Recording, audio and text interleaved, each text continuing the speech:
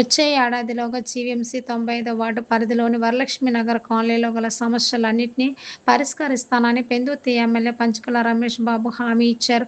పొర్లుపాలెం మాజీ సర్పంచ్ స్వర్గీయ కోన చినసత్యనారాయణ కొన్నాళ్ల క్రితం నిర్మించిన మహిళా మండలి భవనం శిథిలం కావడంతో ఆయన కుమారుడు కోన మోహన్ కుమార్ సుమారు 1.5 లక్షల వ్యయంతో దాన్ని సుందరీకరించారు. సోమవారం ఉదయం ఎమ్మెల్యే పంచకర్ల రమేష్ బాబు ఆ భవనాన్ని ప్రారంభించి వరలక్ష్మి నగర్ ప్రజలకు, మహిళలకు శుభాకాంక్షలు తెలియజేశారు.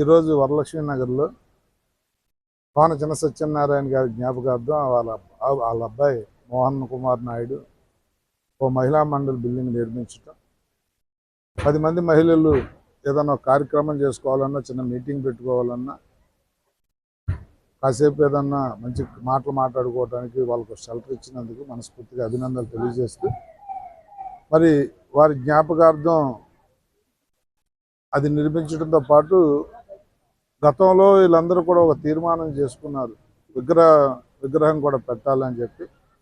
దానికి కూడా నేను రాంబాబు గారితోనూ, మోహన్ కుమార్ నాయుడు ఇంకా పెద్దలందరితో మాట్లాడి గతంలో ఎక్కడైతే స్థలం కేటాయించారో ఏంటో అదంతా కూడా చూసి దాన్ని కూడా పరిష్కరిస్తాం. దాంతోపాటు వరలక్ష్మి నగర్ అంటే నాకు నా సొంత కాలనీ లాంటిది, నన్ను ఆదరించిన ప్రాంతం.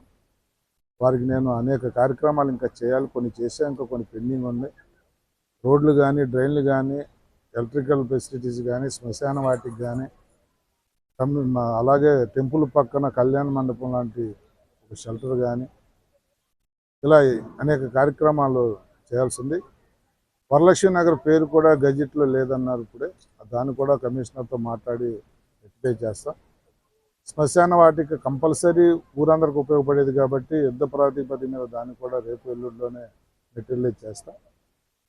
ఇది అది కాకుండా అన్ని వార్డుల్లో, అన్ని ప్రాంతాల్లో ఏ పని మిగిలిపోయినా రాబోయే సంవత్సర కాలంలో పూర్తి చేయాలని చెప్పి ఎజెండాగా పెట్టుకున్నాం. అవన్నీ పరిష్కరిస్తానని చెప్పి మాటిస్తూ, మరి ఒక మంచి కార్యక్రమంలో నన్ను కూడా భాగస్వామ్యం చేసిన ఈ కాలనీ పెద్దలకు కానీ, ఆ మహిళా మండలికి కానీ, అలాగే ఈ కార్యక్రమాన్ని బోధన వేసుకున్న మోహన్ కుమార్ నాయుడుకి కానీ అందరికీ కూడా మనస్ఫూర్తిగా ధన్యవాదాలు తెలియజేస్తాను.